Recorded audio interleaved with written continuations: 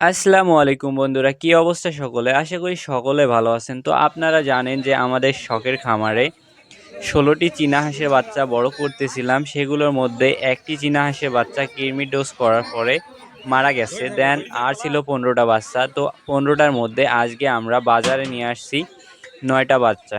তো আমরা বাজারে আজকে ৯টা বাচ্চা কত টাকা বিক্রি করলাম অ্যান্ড আমাদের কত টাকা লাভ হলো এই ১৫টা বাচ্চা থেকে ৯টার মধ্যে ৯টা বিক্রি করে আমরা কত টাকা পাইলাম, সব কিছু নিয়ে আজকের ভিডিওতে আলোচনা করা হবে। তো বেশি কথা না বাড়িয়ে চলেন বাজারে যাই। তো মূলত আমরা আফতাবগঞ্জ বাজার গেছিলাম।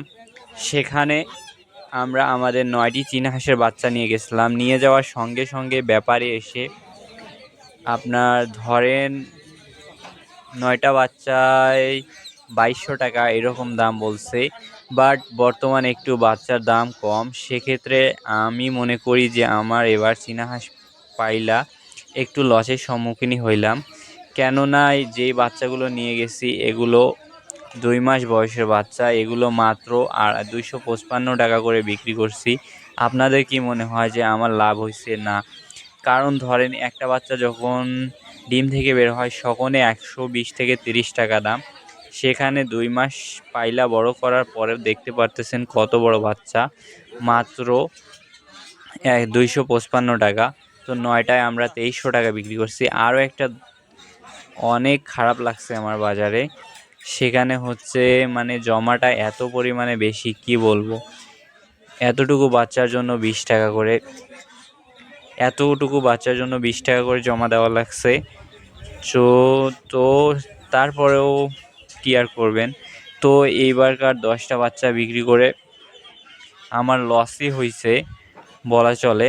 তো আপনারা কমেন্টে বলতে পারেন আপনাদের ওখানে এই 9টি বাচ্চা হইলে, সরি এর আগে বলছিলাম 10টি বলছিলাম, সেটা ভুলে বলছি। তো 9টি বাচ্চা বিক্রি করলে আপনাদের ওখানে কত টাকা হতে পারে অবশ্যই বলতে পারেন কমেন্ট করে। তো আমার ধারণা যে এই বাচ্চাগুলোর দাম মিনিমাম 400 টাকা করে হওয়া উচিত ছিল, কেননা এগুলোর ওজন এক একটারও হাফ কেজির নিচে নাই। তো এই ছিল আজকের ছোট্টখাট্টো ভিডিওটা কেমন লাগলো অবশ্যই কমেন্টে বলতে পারেন। আপনাদের ওখানে এই বাচ্চাগুলো বিক্রি করলে কত টাকা বিক্রি করতে পারতাম।